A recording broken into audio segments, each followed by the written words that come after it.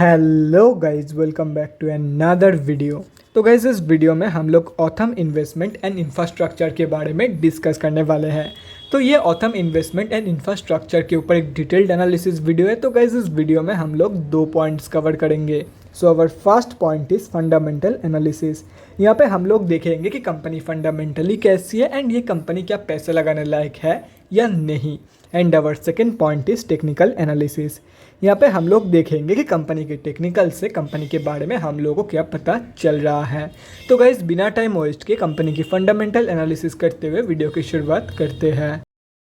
तो गाइस अगर इस कंपनी के बिजनेस के बारे में डिस्कस करते तो ये कंपनी फंड बेस्ड एक्टिविटीज़ की बिजनेस करती है, मतलब इन्वेस्टमेंट इन shares, securities, mutual funds etcetera.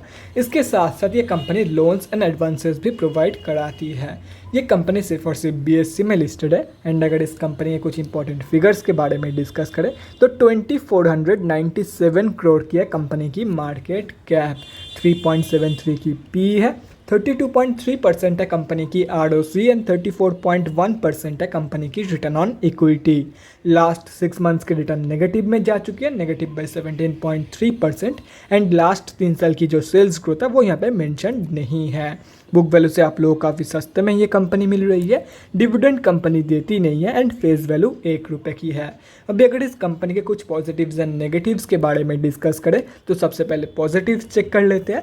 तो ये कंपनी बुक वैल्यू से काफ़ी सस्ते में आप लोगों को मिल रही है। Company is expected to give good quarter, मतलब जून क्वार्टर में ये कंपनी बहुत ही बढ़िया परफॉर्म कर सकती है। एंड कंपनी की लास्ट 5 साल की जो प्रॉफिट ग्रोथ है वो अप्रॉक्सीमेटली 140.28% CAGR के आसपास निकल के आ रही है, जो कि किसी भी कंपनी के लिए बहुत ही ज़बरदस्त है। मतलब 5 साल में ऑलमोस्ट जो प्रॉफिट ग्रोथ है वो डबल से भी ज़्यादा हो चुकी है। और अगर नेगेटिव्स में देखा जाए तो नेगेटिव में सिर्फ और सिर्फ एक ही पॉइंट है कि कंपनी प्रॉफिटेबल है लेकिन डिविडेंड पे नहीं करती है। अभी अगर कंपनी की जून क्वार्टरली की रिजल्ट के बारे में डिस्कस करें तो गाइस देख सकते हो जून क्वार्टरली की रिजल्ट तो आउट नहीं हुई है, लेकिन अगर मार्च क्वार्टरली की रिजल्ट देखा जाए तो मार्च 2022 के क्वार्टर में कंपनी ने 147 करोड़ की सेल्स एंड 104 करोड़ की प्रॉफिट पोस्ट किया था। एंड यहाँ पे आप लोग साफ देख सकते हो ये एक इंटायरली प्रॉफिटेबल कंपनी है। कभी कभार ये कंपनी लॉस देती है। अगर फाइनेंशियल ईयर 2022 के रिजल्ट के बारे में डिस्कस करें तो FY 2022 में कंपनी ने 907 करोड़ के आसपास की सेल्स एंड 669 करोड़ के आसपास की प्रॉफिट पोस्ट किया है। एंड अगर ये FY 2021 से कंपेयर किया जाए तो कई गुना ज़्यादा इंप्रूवमेंट कंपनी ने दिखाई है, कई गुना ज़्यादा ग्रोथ कंपनी ने दिखाई है in terms of sales and in terms of profit compare to FY 2021। यहाँ पे आप लोग देख सकते हो। अभी अगर कंपनी की बैलेंस शीट की हेल्थ के बारे में डिस्कस करें तो कंपनी की जो बैलेंस शीट की हेल्थ है वो भी इम्प्रूव हुई है। कंपनी ने रिजर्व के साथ साथ डेट भी इंक्रीज करी है, लेकिन अगर देखा जाए तो रिजर्व ज़्यादा इंक्रीज हुई है कंपेयर टू कंपनी की डेट। और अगर ओवरऑल देखा जाए तो डेट के कंपैरिजन में कई गुना ज़्यादा रिजर्व मौजूद है कंपनी के पास। मतलब ओवरऑल जो बैलेंस शीट की हेल्थ है वो भी एकदम ज़बरदस्त है। अभी अगर कंपनी के कैश फ्लोज के बारे में डिस्कस करें तो कैसे यहाँ पे आप लोग देख सकते हो कैश फ्लोज की जो कंडीशन है वो भी इम्प्रूव हुई है इन FY 2022 एंड FY 2021 के कंपैरिजन में ये अभी डबल हो चुकी है।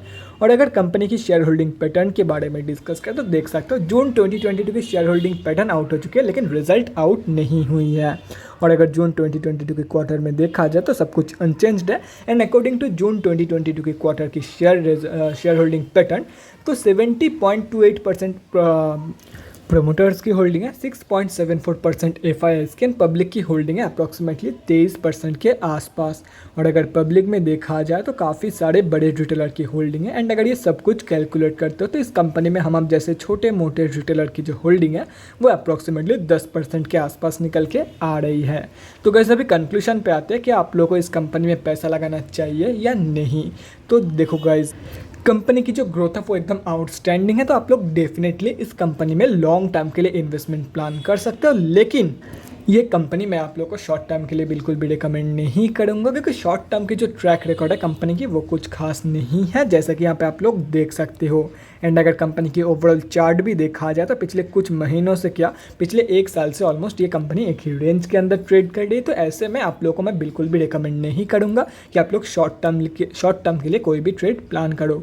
बाकी अगर लॉन्ग टर्म के लिए जानना चाहते हो तो ये एक बहुत ही बढ़िया कंपनी है, आप लोग डेफिनेटली इस कंपनी में पैसा लगा सकते हो for long term investment purpose. और अगर अभी कंपनी के टेक्निकल्स के बारे में डिस्कस करें तो गाइज ये सिर्फ और सिर्फ बीएससी में लिस्टेड कंपनी है। तो हम लोग आ चुके हैं बीएससी के डेली चार्ट पे। सबसे पहले ये समझते हैं कि कंपनी में अभी चल क्या रहा है। तो गाइज यहाँ पे आप लोग देख सकते हो पिछले एक साल से ये कंपनी एक ही रेंज के अंदर कंसोलिडेट कर रही है।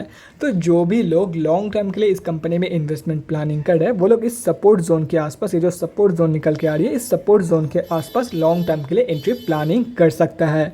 एंड ये सपोर्ट जोन जो निकल के आ रही है वो अप्रॉक्सीमेटली 130 रुपये के आसपास निकल के आ रही है। तो अगर ये कंपनी आप लोग को 130 रुपये के आसपास मिल जाती है तो आप लोग लॉन्ग टर्म के लिए एक बहुत ही बढ़िया पोजीशन प्लान कर सकते हो इन दिस कंपनी। और रही बात स्विंग ट्रेडर्स की, तो देखो गाइस, स्विंग ट्रेडर्स को मैं यही सजेस्ट करूंगा कि इस कंपनी से दूर रहो, क्योंकि जब भी इस रेक्टेंगल पैटर्न की ब्रेकआउट होगी तब कंपनी इंटायरली अपर सर्किट में चली जाएगी। तो ऐसे में आप लोग को एंट्री मिलेगी ही नहीं, क्योंकि आप लोग कंफर्मेशन के बाद एंट्री करोगे, डिसाइसिव कैंडल के बाद एंट्री करोगे। एंड डिसाइसिव कैंडल के दिन से तो क्या, जब ये कंपनी ब्रेकआउट देगी उसी कैंडल से कंपनी अपर सर्किट लगाएगी। तो ऐसे में आप लोग को एंट्री नहीं मिलेगा। तो इसीलिए मैं आप लोग को यही सजेस्ट करूँगा कि सिंपली अवॉइड दिस कंपनी। और इसके बीच में तो आप लोग को भूल कर भी ट्रेड नहीं लेनी है, क्योंकि इसके बीच में आप लोग क्या ट्रेड लोगे, टारगेट यहाँ पे होगा, स्टॉप लॉस यहाँ पे होगा, कोई भी हिट नहीं होगा। तो इसीलिए स्विंग ट्रेडर्स इस कंपनी से दूर रहे। और लॉन्ग टर्म के लिए जो लोग जा रहे हैं उन लोगों को कहाँ पे एंट्री करनी है वो तो मैंने आप लोग को बता ही दिया। तो guys that's it for this video. अगले वीडियो में मिलते हैं गाइज। Thanks for watching. और गाइज अगर आप लोग के मन में कोई भी डाउट या क्वेरी रहती है स्टॉक मार्केट या किसी भी स्टॉक से रिलेटेड, तो कमेंट सेक्शन में कमेंट करके मुझसे पूछ सकते हो, या तो फिर मेरे इंस्टाग्राम का लिंक आप लोग को डिस्क्रिप्शन बॉक्स में मिल जाएगा, जाके वहाँ पर ही मुझे डीएम कर सकते हो फॉर एन वन-on-one कन्वर्सेशन।